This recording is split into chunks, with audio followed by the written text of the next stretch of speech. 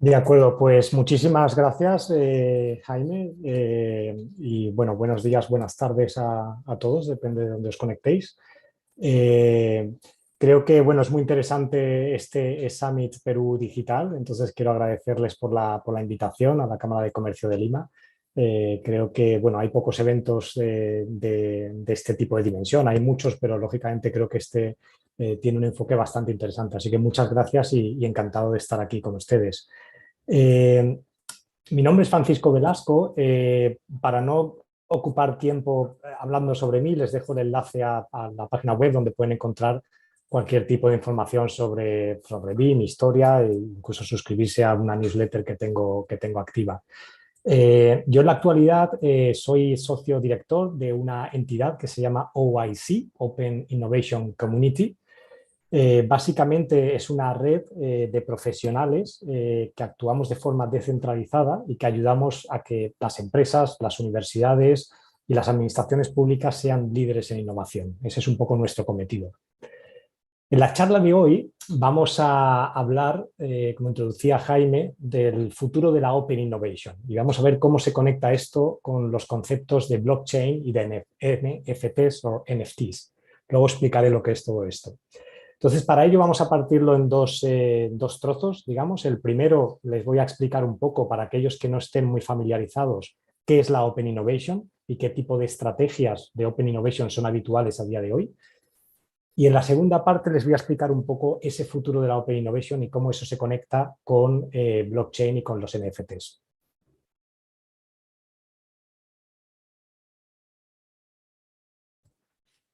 Pues viendo un poco a la perspectiva histórica y para aquellos que no estén familiarizados, Open Innovation es un concepto que se definió por Henry Chesebrough en el año 2004 y básicamente a lo que hacía referencia es algo que está representado en esta figura.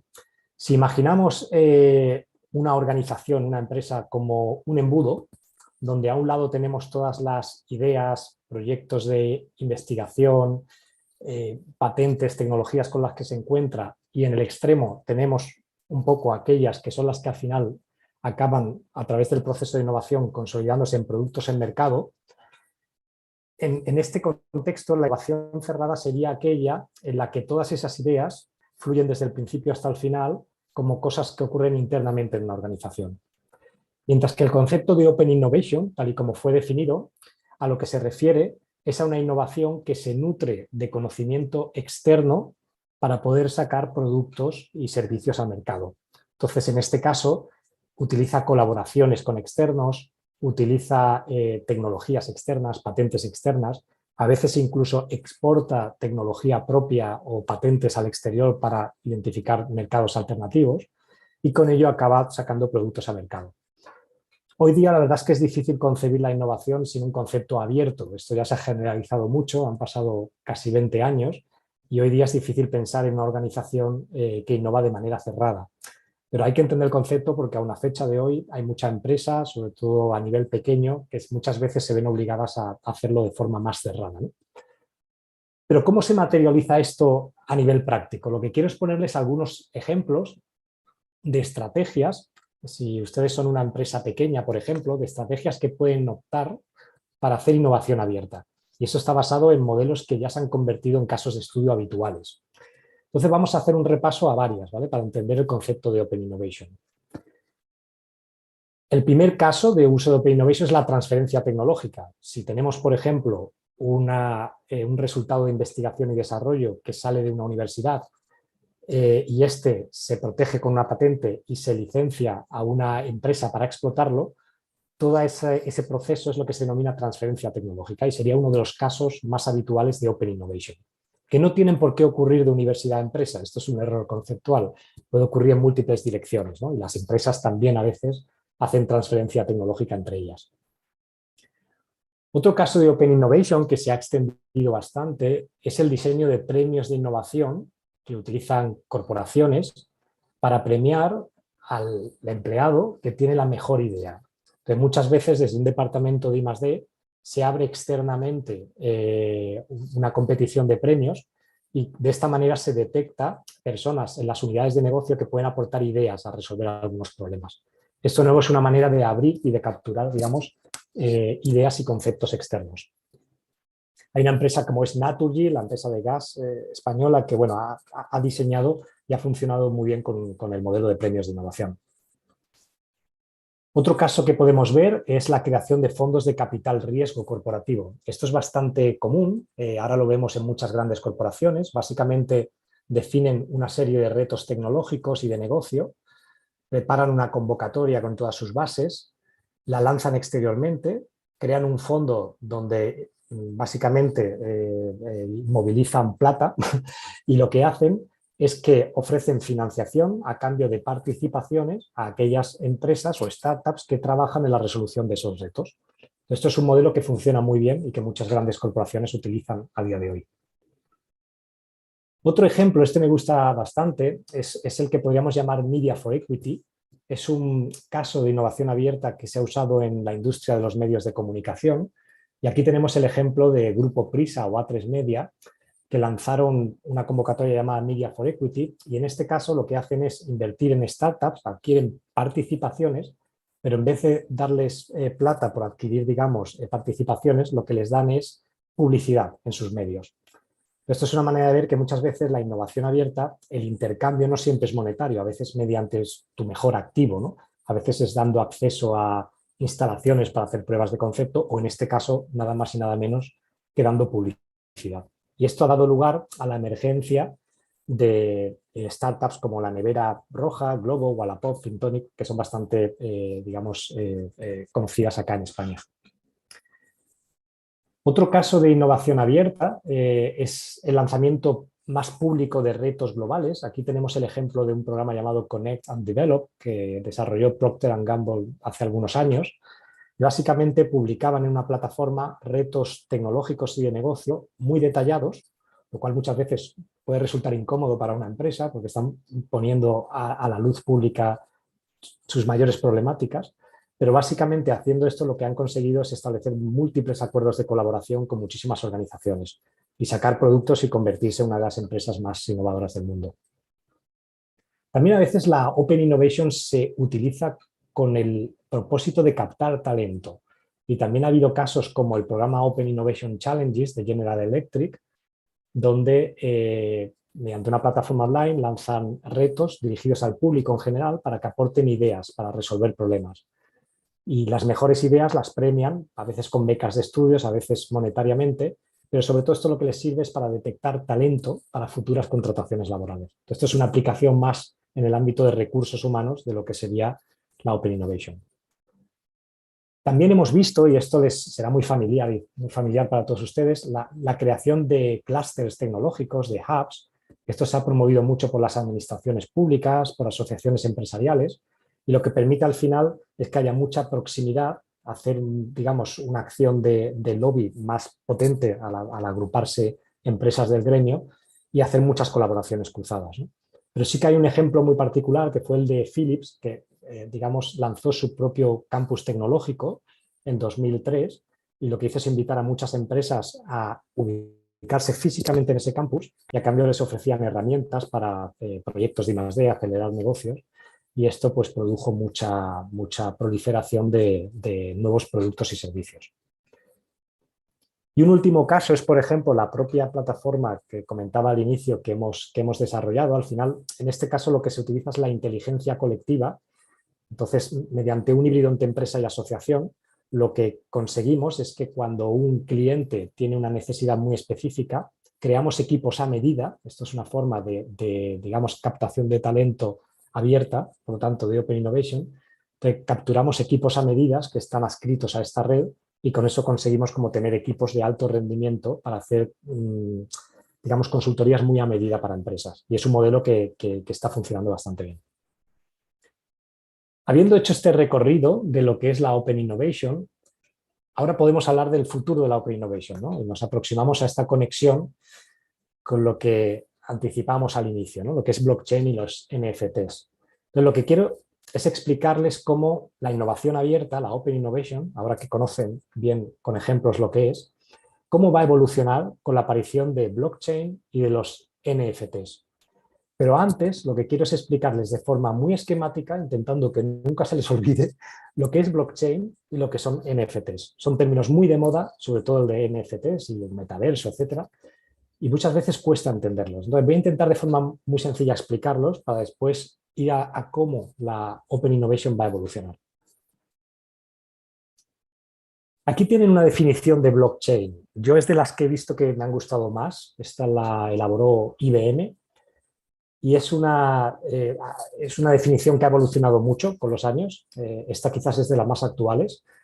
Aquí la tienen de forma, digamos, más estricta, pero yo para explicarlo lo que me gusta es entender blockchain como dos conceptos. Blockchain es un nuevo sistema de almacenamiento de la información y es una nueva arquitectura de red, de funcionamiento de la red, de funcionamiento de Internet. Es un nuevo sistema de almacenamiento de la información por el que, si por ejemplo hay una transacción donde yo transfiero algo, dinero, a una persona, plata a una persona, en vez de archivarse esta información en un registro central, lo que se añade es a un bloque de información que contiene la fecha, contiene los detalles de esa transacción y otras, y que además contiene toda la información encriptada del bloque anterior. Entonces, esto es muy interesante porque lo que hace es crear una cadena de información que no se puede romper nunca, porque cada bloque de información depende y está creado en base al anterior y será dependiente del siguiente. Entonces, esto hace que el sistema de información sea muy seguro y difícil de hackear, digamos. Y otro elemento que es blockchain es una nueva arquitectura de la red, una nueva arquitectura peer-to-peer.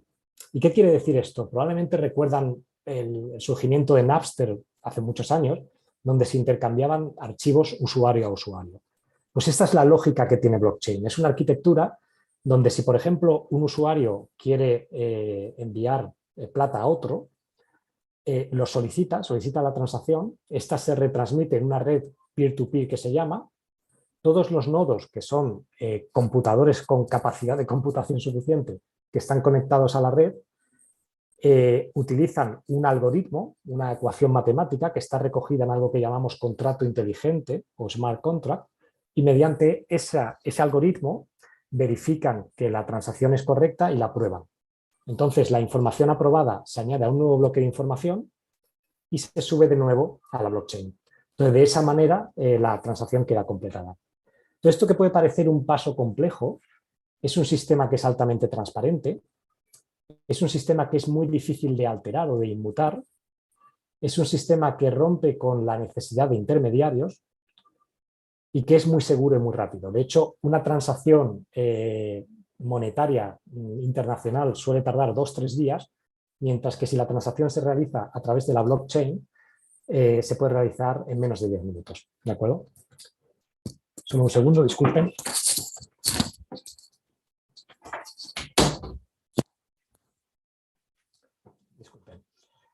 Esto sería un poco la definición de blockchain. Ahora vamos a definir lo que es NFTs.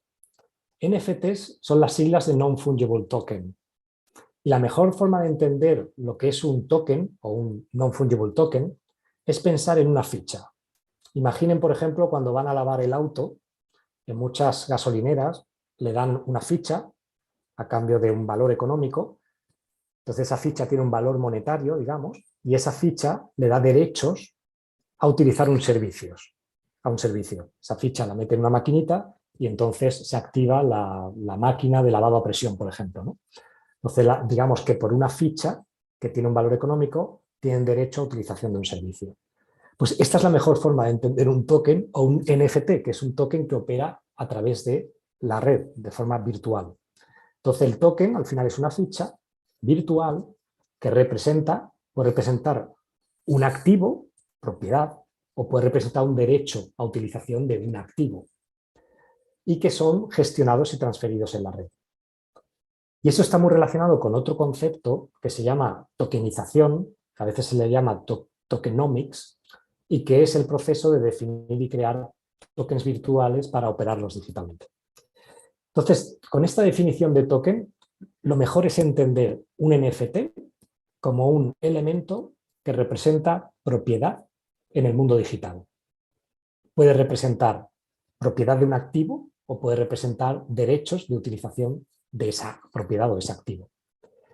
El intercambio de los NFTs ocurre a través de un algoritmo matemático que se define, que está en lo que se llaman contratos inteligentes o smart contracts. No solo es un algoritmo, ahí están todas las ecuaciones, todas las reglas del juego de cómo opera la red, de cómo opera el intercambio, de lo que tiene que ocurrir, las condiciones que tiene que haber para transacciones entre las partes. Y este activo que representa el NFT puede referirse a un activo concebido digitalmente, algo que ya hemos creado en el mundo digital, una foto que hemos hecho con una cámara de fotos digital o cosas así, o puede representar un activo que existe en el mundo físico. Entonces, por ejemplo, si tenemos una propiedad, una casa, un coche, una joya, pues estas pueden tener una identificación y que estén registradas en una blockchain donde muestra quién tiene la propiedad y permite el intercambio. ¿De acuerdo? Pues esta es la definición más sencilla de NFTs. Al final son elementos de propiedad digital. Y esto, ahora conectando con la Open Innovation, es un tema capital y de alta relevancia para el mundo de la propiedad industrial e intelectual. Porque lo que estamos hablando es de cómo opera la propiedad a través de Internet. Entonces, todo esto nos está llevando a un nuevo concepto, que es el de la Open Innovation 3.0. que se refiere a realizar innovación abierta, como la hemos definido antes, a través de una blockchain y con el uso de NFTs, que van a representar propiedad industrial e intelectual. La definición la tiene aquí de forma más estándar y pueden acceder a través del... Hay un pequeño artículo publicado a través de esta web y ahí pueden acceder a la información por si la necesitan, ¿vale? A lo que es a la definición. Entonces, básicamente, esto va a revolucionar el concepto de la innovación colaborativa o la Open Innovation. Y lo va a revolucionar de diferentes maneras. Lo que voy a hacer ahora es explicarles 5 casos de uso de blockchain en el entorno de Open Innovation. O de otra manera, he explicado 5 casos de uso de lo que será la Open Innovation 3.0. Y esto se basa en desarrollos que están ocurriendo a día de hoy. Es decir, son futuribles, pero son futuribles que están en fase de desarrollo. Por lo tanto, todo esto lo vamos a ver de forma inminente en cuestión de 3-5 años. Uno de los casos de uso de Open Innovation 3.0 que vamos a ver es el registro de la propiedad industrial e intelectual de un modo que sea peer-to-peer. Acordaos del ejemplo Napster. Es decir, que sin la necesidad de autoridades centrales, sin la necesidad de intermediarios, una persona que investiga, por ejemplo, en una universidad sobre cualquier elemento, si desarrolla una invención, esa invención se puede decir de qué manera se protege, si vía patente, vía secreto, vía diseño, como sea, y esa creación se podría registrar en una cadena de bloques, en una blockchain, donde se contendría la información sobre la invención, sobre la autoría, sobre la fecha en la que se ha registrado, que esto es muy importante por si alguien hace una invención posterior, entender cuál es la fecha de prioridad, quién ha realizado antes la invención, y la forma de protección. Y esto aplica también no solo al mundo de la I+D, sino al mundo de la creación artística o literaria. Es decir, si alguien escribe un libro, esa creación, de nuevo, puede ser registrada mediante derechos de autor o mediante copyright y ser registrada en una blockchain de forma segura e inalterable. Recordad lo que decíamos de que es una manera de administrar la información y de archivarla que la hace completamente segura. Este es uno de los casos de uso. Otro que vamos a ver es el de la verificación inteligente de la autoría sobre creaciones e invenciones. Como ya se ha registrado, cualquier persona externa puede acceder a esa información y comprobar quién tiene la propiedad de esos activos que se han registrado. Esto es muy importante en el ámbito de los derechos de autor porque no hay registros centralizados de derechos de autor. Otro caso de uso, vamos por el tercero, explico 5 para que entendamos bien hacia dónde vamos, es el de la transferencia tecnológica. A día de hoy la transferencia tecnológica es un proceso complejo que lleva muchos pasos, que requiere de que la persona que ha hecho una invención contrate a ciertos intermediarios, ciertos despachos de abogados, que se definan unos términos y condiciones de transferencia, que haya un proceso de negociación. y después que se informen a las autoridades si hay un cambio en la propiedad de los activos intangibles o de las patentes que se hayan podido transferir. Pues bien, esto a través de una blockchain será muy fácil y muy ágil y muy automático, de manera que directamente la persona que ha hecho la creación o invención podrá, a través de la blockchain, transferir, mediante el uso de un contrato inteligente que establezca las reglas, transferir la propiedad o transferir derechos de utilización de esa propiedad a cualquier otra persona o empresa.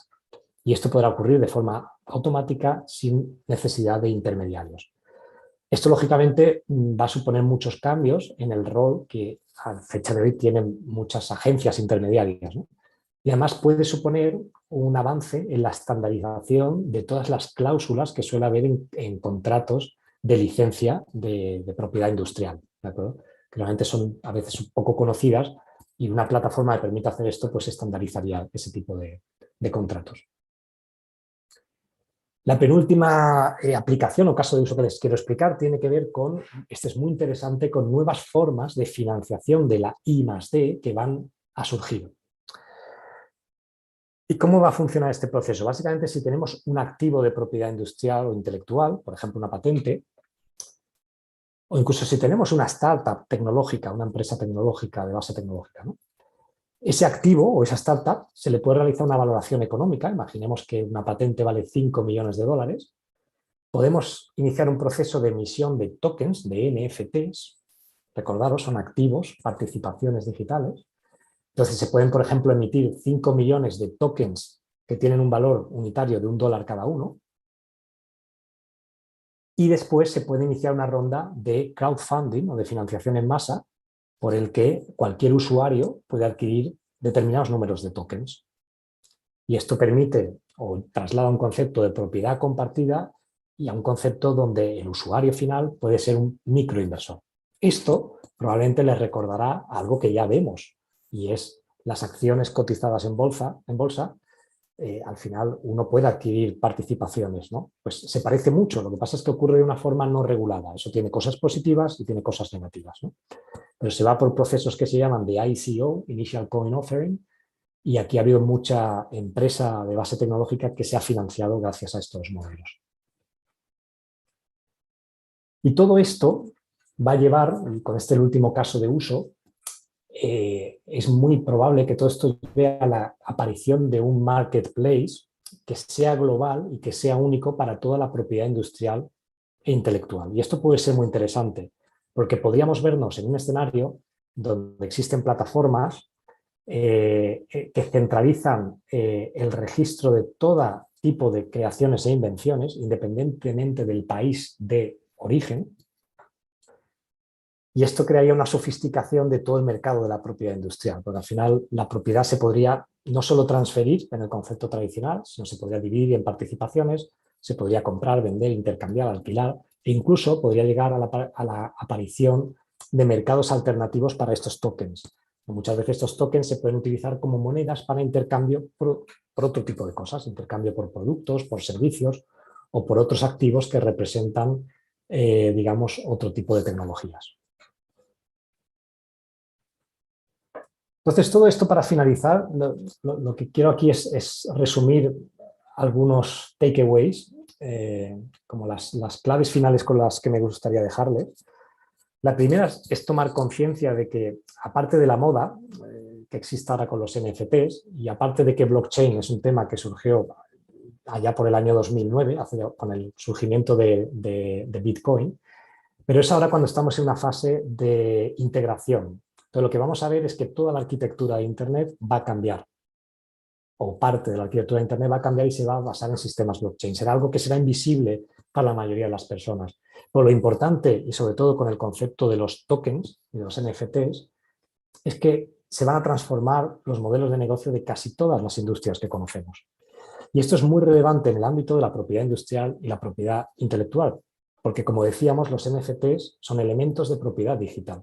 Y cuando hablamos de propiedad industrial e intelectual, esto tiene un ámbito de aplicación muy, muy relevante. Y es lo que va a conducir a la emergencia, al surgimiento de este concepto que hemos definido como Open Innovation 3.0. Entonces veremos el surgimiento de plataformas. Me consta que hay algunos desarrollos, pero están en un estado muy, muy confidencial.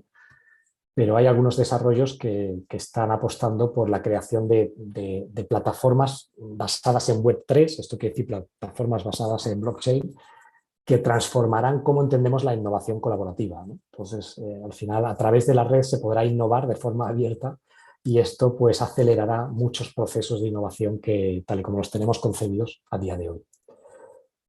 Y me quedaría, aunque todo esto al final suene como un tema difícil de abordar y complejo y grande, pero sí que es un poco importante la llamada a la acción en este sentido.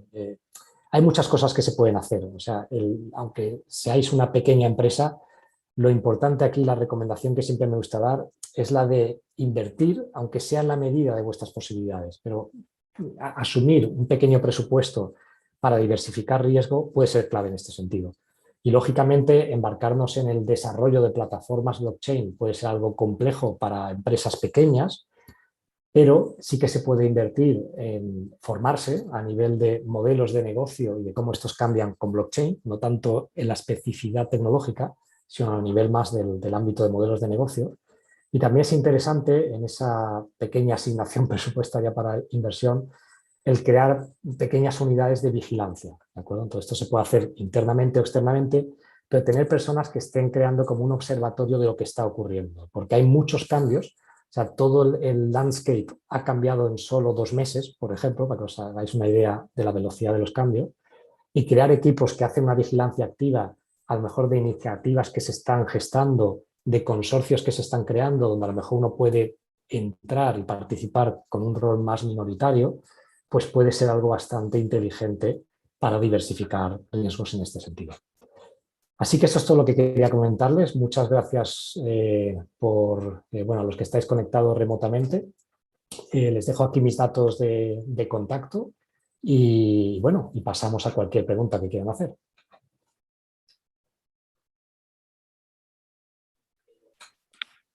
Muchas gracias, Francisco.